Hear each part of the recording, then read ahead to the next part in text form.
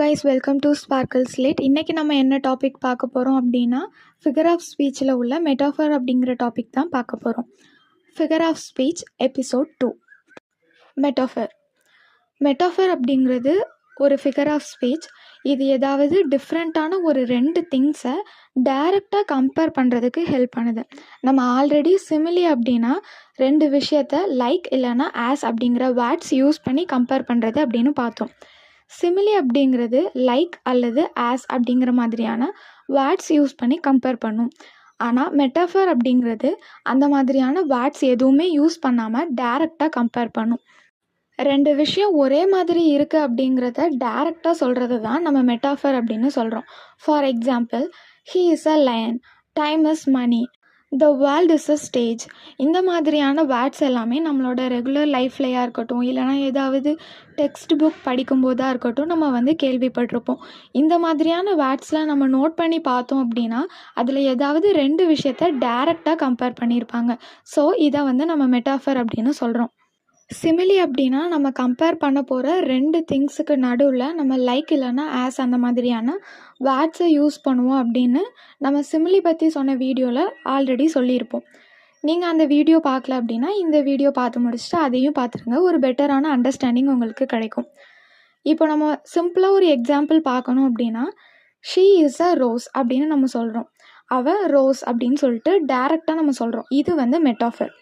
She is like a rose அப்படின்னு சொன்னோன்னா அவள் ரோஸ் மாதிரி அப்படின்னு சொல்லிட்டு இன்டைரக்டாக கம்பேர் பண்ணுறோம். இது சிமிலி. சிமிலிக்கும் மெட்டாஃபருக்கும் இருக்கிற ஒரு டிஃப்ரென்ஸ் அப்படின்னா, சிமிலி இன்டைரக்டாக கம்பேர் பண்ணும், மெட்டாஃபர் டைரெக்டாக கம்பேர் பண்ணும். சிமிலியில் லைக் இல்லைன்னா ஆஸ் இந்த மாதிரியான வேர்ட்ஸ் யூஸ் பண்ணி கம்பேர் பண்ணுவாங்க.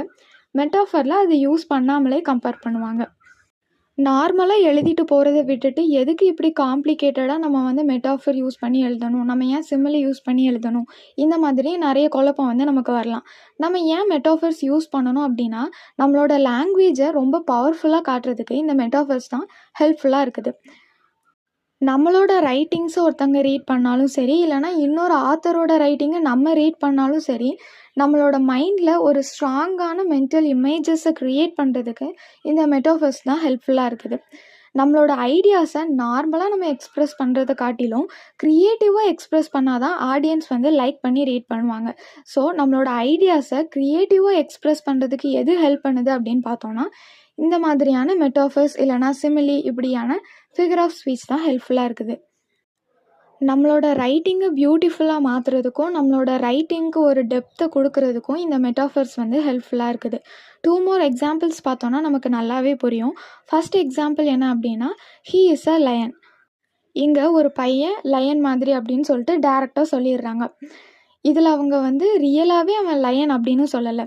லயன் எப்படி ரொம்ப தைரியமாக இருக்குமோ அதே மாதிரி அவனும் தைரியமாக இருக்கிறான் அப்படின்னு சொல்லிட்டு இங்கே அவனை கம்பேரிசனில் கொடுத்துருக்காங்க. இதுக்கு மீனிங் என்ன அப்படின்னா, அவன் ரொம்ப தைரியமானவன் அப்படிங்கிறது தான் மீனிங். இதே சென்டென்சஸை சிமிலியில் சொல்லணும் அப்படின்னா, he is like a lion அப்படின்னு சொல்லிட்டு இன்டைரக்டாக சொல்லியிருப்பாங்க. இன்னொரு எக்ஸாம்பிள் என்ன அப்படின்னா, லைஃப் இஸ் அ ஜேர்னி. இதில் லைஃப்பை ஜேர்னி கூட கம்பேர் பண்ணியிருக்காங்க. ஏன் அப்படின்னா, லைஃபுக்காக இருக்கட்டும் ஜேர்னிக்காக இருக்கட்டும் 2க்குமே பிகினிங் இருக்கும், அதில் சேலஞ்சஸ் இருக்கும், நம்ம ரீச் ஆக வேண்டிய டெஸ்டினேஷன்ஸ் இருக்கும். ஸோ லைஃப்பும் ஜேர்னியும் ஒன்று அப்படிங்கிற மாதிரி கம்பேர் பண்ணி சொல்லியிருக்காங்க. பட் இந்த சென்டென்சஸில் லைக் ஆஸ் இந்த மாதிரியான வேர்ட்ஸ் எதுவுமே யூஸ் பண்ணல. லைஃப் இஸ் அ ஜேர்னின்னு டைரெக்டாக சொல்லியிருக்காங்க.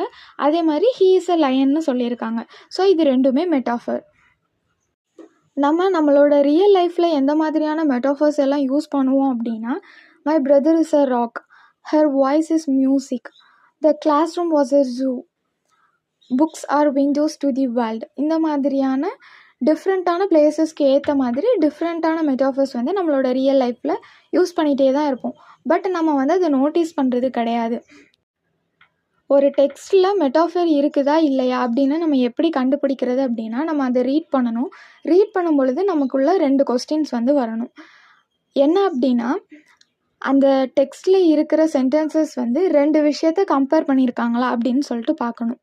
நமக்கு அதுக்கு எஸ் அப்படின்னு ஆன்சர் கிடச்சிதுன்னா, 2வது இன்னொரு கொஷின் கேட்கணும். அங்கே லைக் இல்லைன்னா ஆஸ் அப்படிங்கிற வேர்ட்ஸ் ஏதாவது யூஸ் பண்ணியிருக்காங்களா அப்படின்னு பார்க்கணும். அங்கே வந்து லைக் அல்லது ஆஸ் அப்படிங்கிற மாதிரி எந்த வேர்ட்ஸும் யூஸ் பண்ணலை அப்படின்னா அது மெட்டாஃபர் அப்படின்னு சொல்லிட்டு நம்ம கன்ஃபார்ம் பண்ணிடலாம். ஒருவேளை 2 விஷயத்த கம்பேர் பண்ணியிருக்காங்க, ஆனால் லைக் அண்ட் ஆஸ் இந்த மாதிரியான வேர்ட்ஸ் ஏதாவது யூஸ் பண்ணியிருக்காங்க அப்படின்னா அது சிமிலி. காமனாக நம்ம யூஸ் பண்ணுற மெட்டாஃபர்ஸ் என்னலாம் அப்படின்னா time is money, knowledge is power, life is a journey, she is an angel, இந்த மாதிரியான மெட்டாஃபர்ஸ் எல்லாமே நம்ம வந்து காமனாக யூஸ் பண்ணுறோம். இந்த மெட்டாஃபர் பற்றின லெசனில் நம்ம காமனாக பண்ணுற மிஸ்டேக் என்ன அப்படின்னா, நமக்கு தெரியும் time is money, knowledge is power, இந்த மாதிரி எல்லா இடத்துலையுமே இஸ் அப்படிங்கிற வேர்ட் வந்து வந்திருக்கு இல்லையா?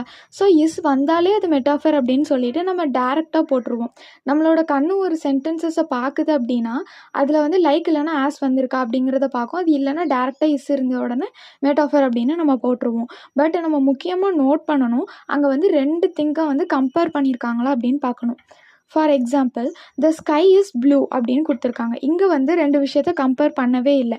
இது வந்து ஒரு ஃபேக்டை சொல்லியிருக்காங்க, அவ்வளோதான். ஸோ இங்கே வந்து மெட்டாஃபர் கிடையாது. நம்ம இஸ் அப்படிங்கிற வேர்டு வந்திருக்கு அப்படின்னு சொல்லிட்டு இதில் மெட்டாஃபர் அப்படின்னு போட்டோன்னா அது தப்பு தான். That's all about metaphor.